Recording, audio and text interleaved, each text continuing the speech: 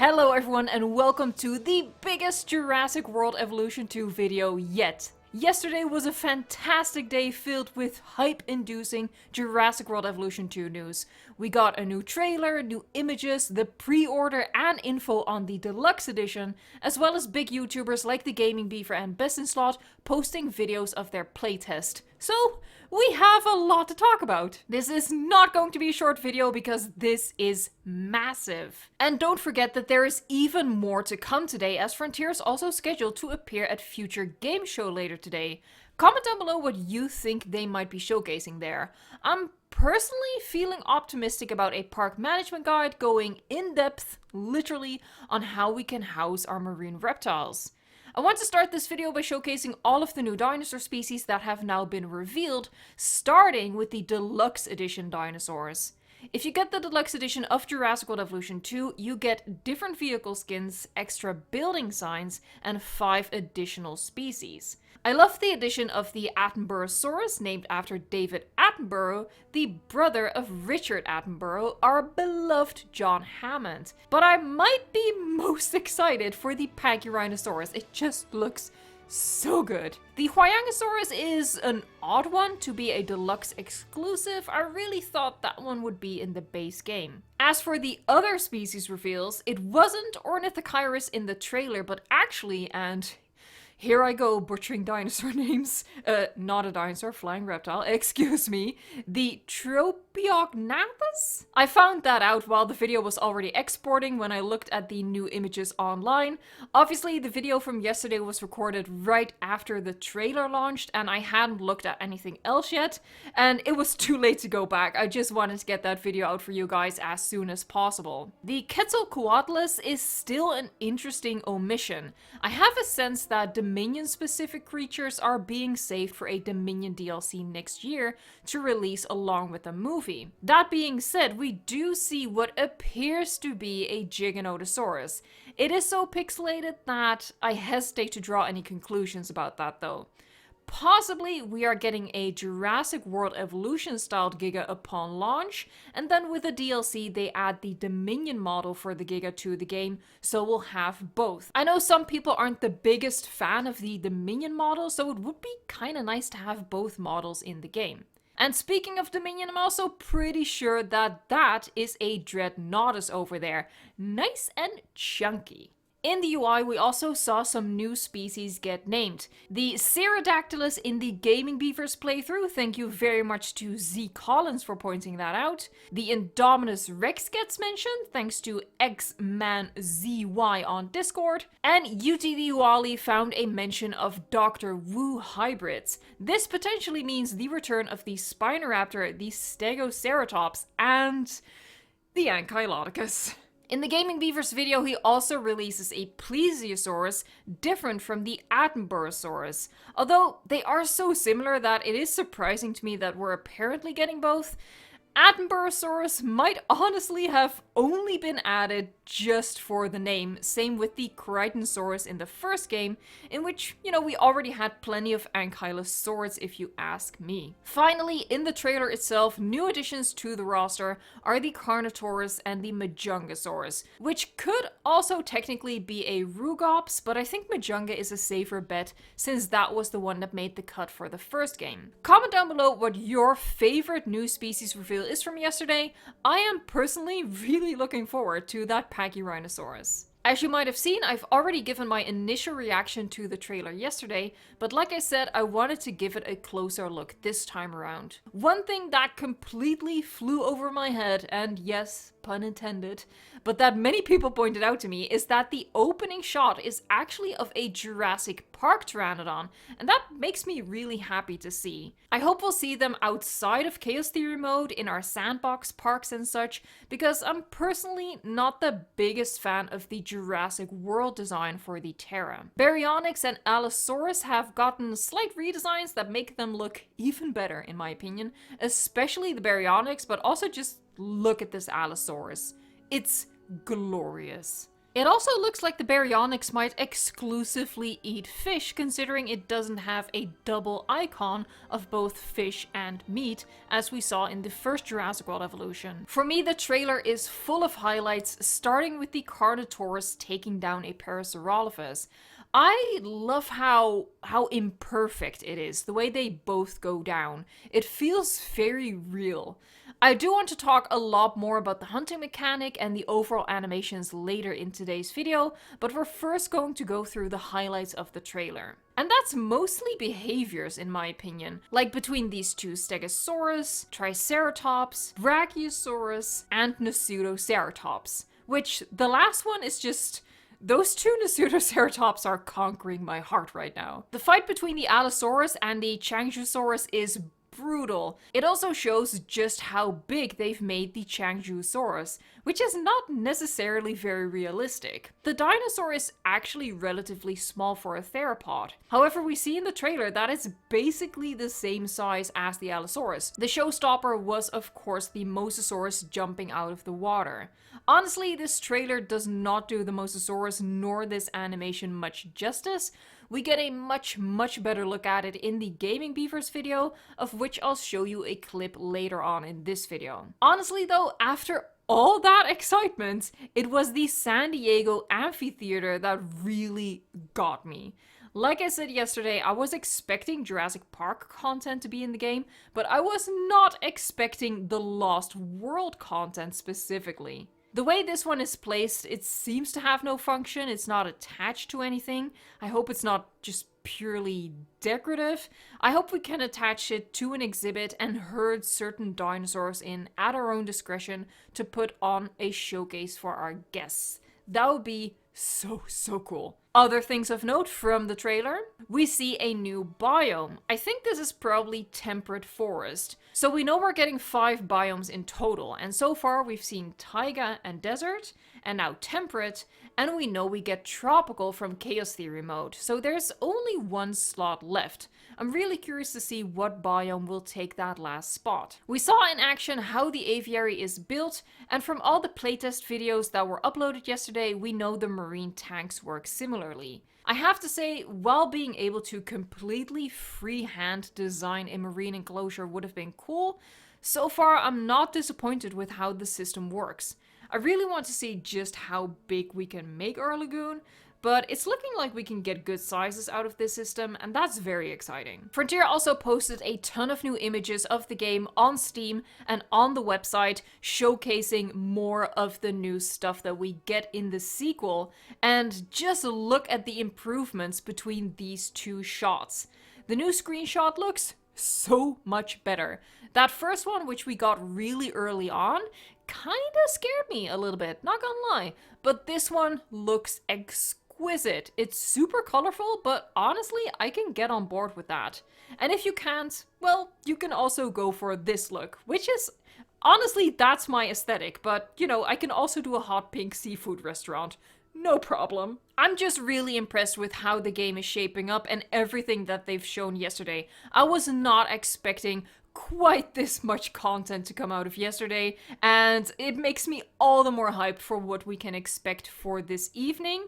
I'm guessing not as much, but who knows what they have up their sleeve. Okay, now for some actual in-game footage, courtesy of the Gaming Beaver and Best in Slot. I want to stress that this is all from an alpha build of the game.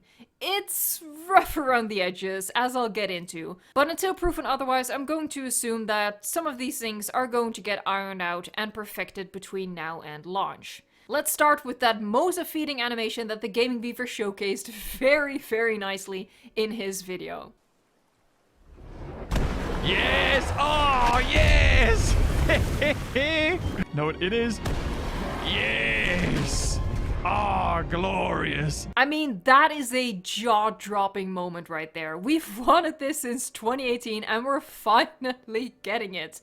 Good things come to those who wait, truly. I won't be going through every little thing from Best in Slots and the Beavers videos. They're right there on their channels for you to enjoy if you want to see that. Personally, as I started watching them, I realized that I don't think I want to see all of this yet. As in, I don't want to see any full gameplay and missions and stuff like that. I want to save that for when I get my hands on the game myself. So what I did was I skipped through their videos looking for some interesting things to note and share with you while avoiding story spoilers. And let's just get some negatives out of the way, because there are some negatives. Again though, it's all from alpha, and at least one of these will get changed. I'm hoping, I'm confident. But some things it looks like it's just the way the game is going to be, but it's only fair to acknowledge them. The biggest negative, but the one thing I'm expecting to get fixed, is the janky animations. As the Gaming Beaver pointed out, sometimes the dinosaurs do a bit of a crab walk as a result of their more dynamic AI. Unlike the first game, where if they wanted to change direction, they'd stop, sniff, and turn, which was pretty wooden. They're now able to move more naturally. However, that does result in some odd sideways walking sometimes. I think though that really the main takeaway from this is actually positive. The AI is different, the movement is different. If they can tweak it to get rid of this crab walking, it's a really big improvement over the first game. Some negatives that seem to be baked into the game though are repetitive animations, hitboxes, no skin preview, and a new one, a delay on path and fence. During the Gaming Beaver's playthrough of the campaign mission, I saw a Carnotaurus attack a goat 3 times, and while the hunting was dynamic in the sense that they don't first have to line up and wait for each other, the animation was the exact same every single time. On one hand, totally understandable, animations are a lot of work, but on the other hand, it's a little disappointing nonetheless, that in a half-an-hour time frame, you're seeing the same animation repeat 3 times. It does diminish some of that lifelike feeling that the sequel is really trying to instill in the dinosaurs. Similarly, the Mosasaurus feeding animation also looks to be the exact same every time. The exact same jump and leaving the tail of the shark hanging from the wire. That one is less egregious, but think about it this way. What if a Carnotaurus taking down a Hadrosaur is always going to look like this?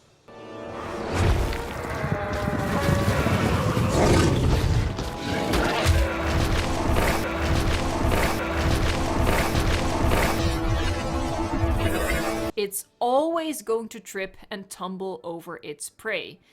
If that would be the case, that would get kinda silly real quick. Now, this is of course not confirmed. Maybe animations are still being added, or maybe the goat hunting animation is just always the same, but dinosaur versus dinosaur can vary, and we just haven't seen that yet. They did say that sometimes a herbivore can survive a hunt, so that does imply that when a carnivore hunts a herbivore, it can go in different ways. But I get a sense that a hunt might be split into 2 parts. So if we take the example of the Carno taking down the Para, the first part is the Carno tackling the Para and then both falling to the ground.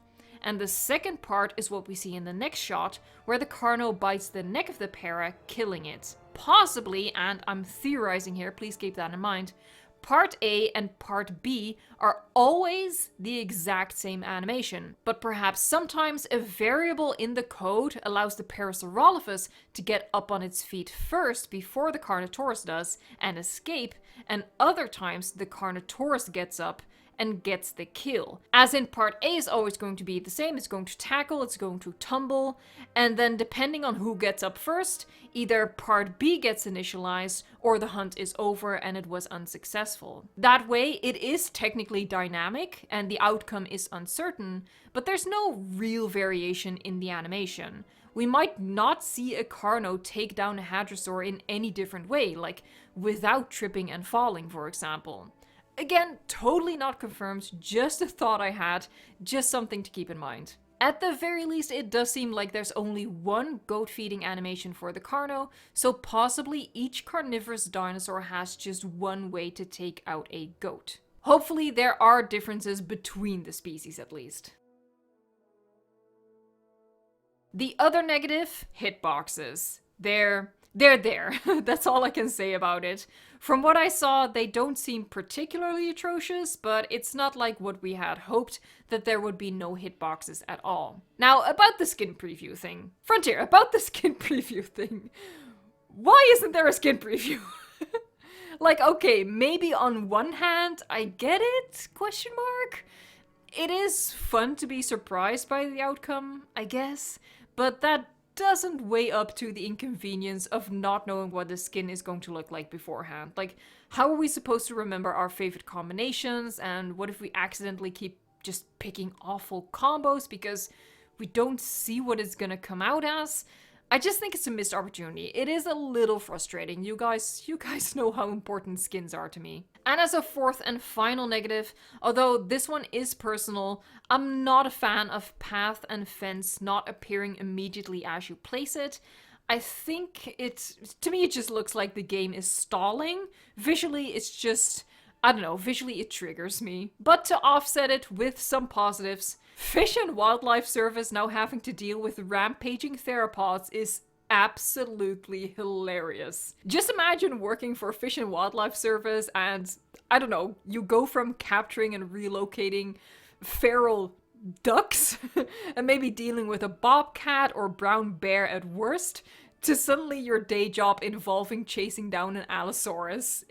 It cracks me up, honestly. I love it. The Gaming Beaver is a scientist in the game. That is such a fun detail. I don't think he reacted to it in his video, but I'm sure he knows, because I'm guessing they asked for a picture of him looking blank like that. I can't wait to have the Gaming Beaver work for me. The lagoon viewing galleries work the exact same ways they do in the movie, lowering into the ground to give an underwater view, and I approve. I love it. For me, a big plus are recolorable lights. I mean, I already knew they were in the game, but knowing is different from seeing, and I love recolorable lights.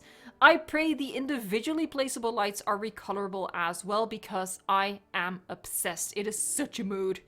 I actually got recolorable lights for my room yesterday. You don't care, but I do. I'm considering maybe doing a facecam video or two when the game comes out to give like a proper reaction. It's not going to be every video. I'm not even sure yet if I'm gonna do it. It's just a thought I've been playing around with in my head. Let me know if my mug is something you want to see. Best in Slot mentioned at the end of one of his videos, I don't remember which one, that if you liked Jurassic World Evolution 1, you'll probably like Jurassic World Evolution 2. But if you hated Jurassic World Evolution 1, then the sequel is not going to change your mind.